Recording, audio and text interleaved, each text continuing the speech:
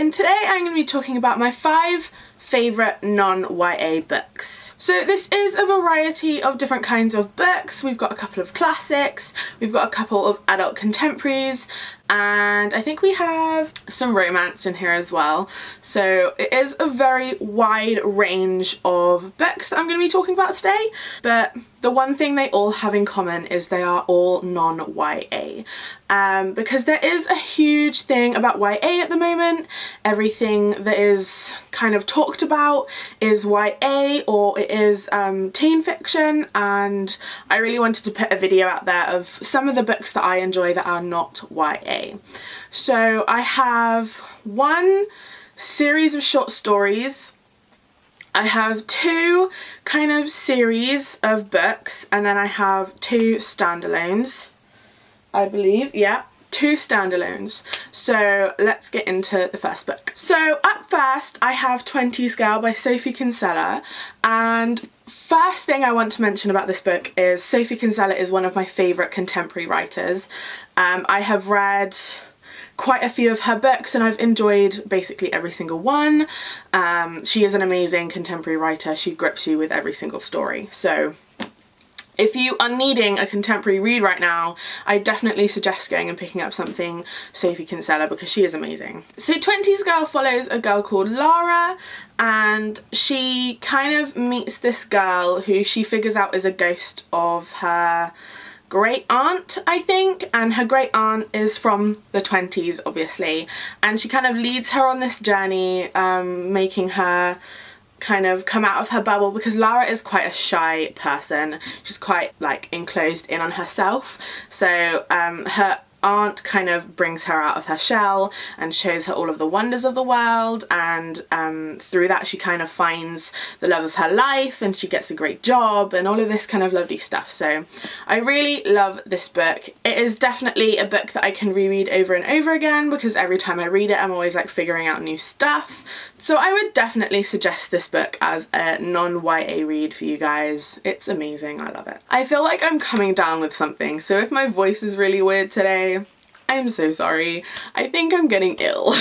So the next book I have here is Bared to You by Sylvia Day. This is a Crossfire novel. According to Sylvia Day's website, there are only 5 books, and I will read to you what they're called because I have read most of them.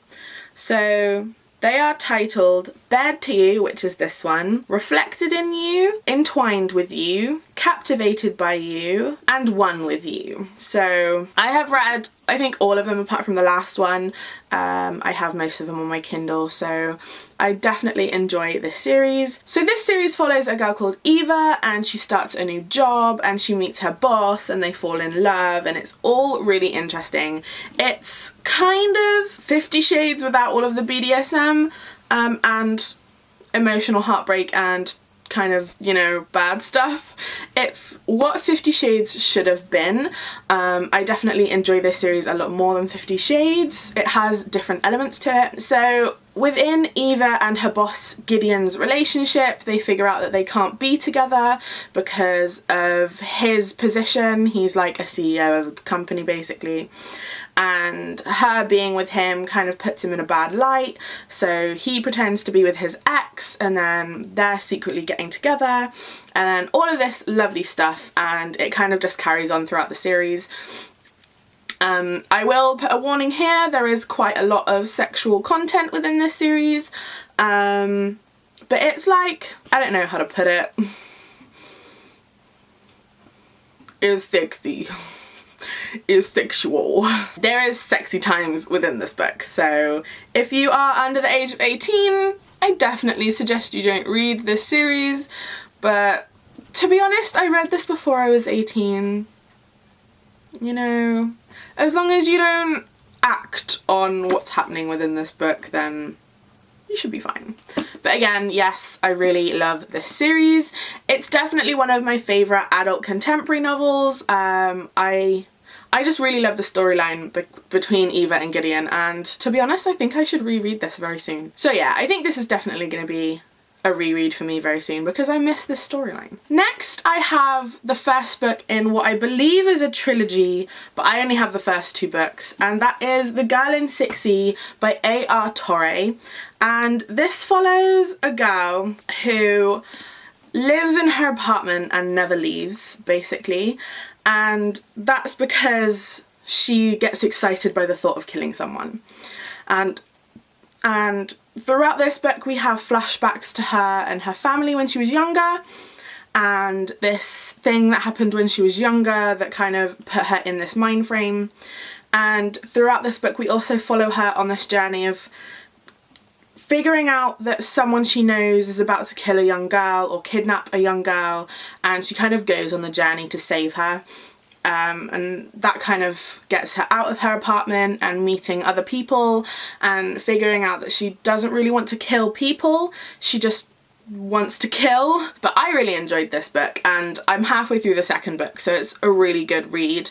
The second book is called Do Not Disturb, and I'm not sure what the last book is called because I think it's only just come out. I will have to double check that, and I'll put a link in the description for you guys if you want to go and check out this series.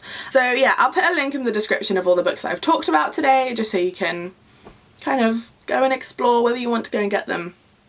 But yeah, this has quite a few sexual scenes also, because the main character in this book is a cam girl and she does all of that, and it's all very descriptive within this book. So be warned, there are some sexual scenes. There is some pretty gruesome scenes towards the end of this book, I will be honest, but I love it. It brings out that evil side. It's like, it's intense and it's captivating, and I really enjoyed the storyline. So I really hope you guys do too. If you want to go and get this book, I really do suggest you go and get it. So the next book I have for you guys, I kind of have to mention because it is one of my favourite books of all time. It's also been made into one of my favourite films of all time, and I feel like it's just one of those books that you have to have on your shelves if you are an avid reader and you do enjoy the classics, and that is Pride and Prejudice by Jane Austen.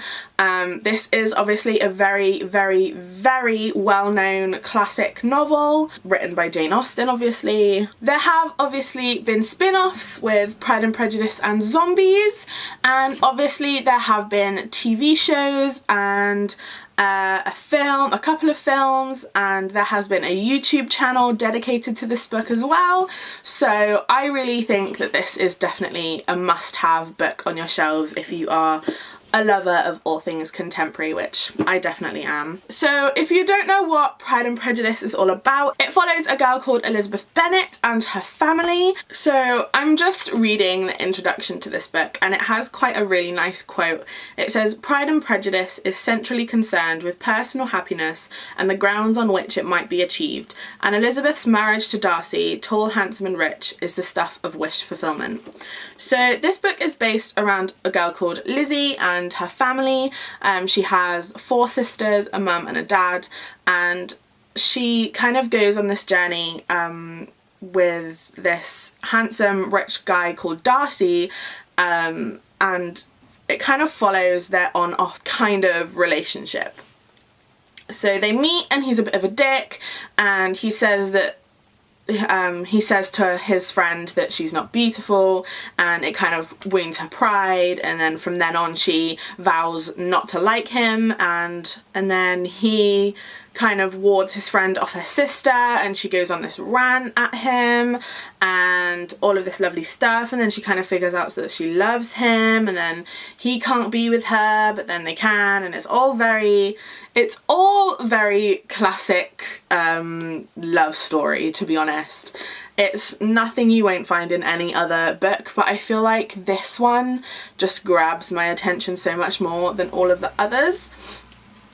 So I probably did a really shit job of describing Pride and Prejudice, but I feel like if you've read it, that's the only way to describe it. So yeah, Pride and Prejudice is like my one true love of classics, so I definitely suggest you go and try it out. So the last book that I want to talk about is a collection of short stories. And my copy is all in one book, and it is very large, and it is a special edition. It is a red edition of the book, and I really love that I have this version because I love this story just so much. So yeah, the book I'm talking about is The Complete Collection of Sherlock Holmes by Sir Arthur Conan Doyle.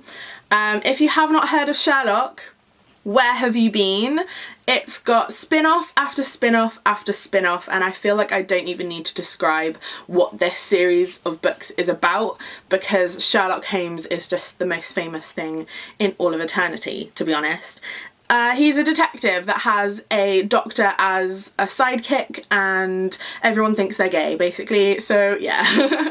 But yeah, I really love this series. I think the TV series that came out a couple of years ago really kicked in my love for Sherlock, and after I'd watched all 3 series. No, we're on 4. We've had a 4th series.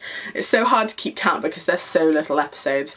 I think I watched the first series and was immediately gripped by this storyline, basically, and I had to go out and read the books. They are really hard to read because they are written in kind of Old English, and some of the words Arthur Conan Doyle uses, it's very descriptive, and sometimes it can be hard to follow. But I have tried, I have gotten a bit through this book. I haven't read it all at all. It's definitely something you need to read over time, and it's definitely something that it takes quite a while to finish, but I absolutely love this book. Again, it is definitely not YA. It was written quite a while ago, and as I said, there have been films and TV series and other books based on this, and of course there have been spin-offs of other detectives, so yeah. I really love Sherlock. He's definitely one of my favourite detective characters. He's definitely one of my favourite, it's just one of my favourite books, to be honest. It's one of my favourite adaptations. I will put it like that. So those are the 5 non-YA books that I really love, and I suggest that you love them too. So yeah, that's it for today's video. I hope you liked it. If you did, then hit that like button and subscribe while you're down there so you don't miss any more of my future videos. I will be with you next week with another book tag, so I'll see you then. Bye!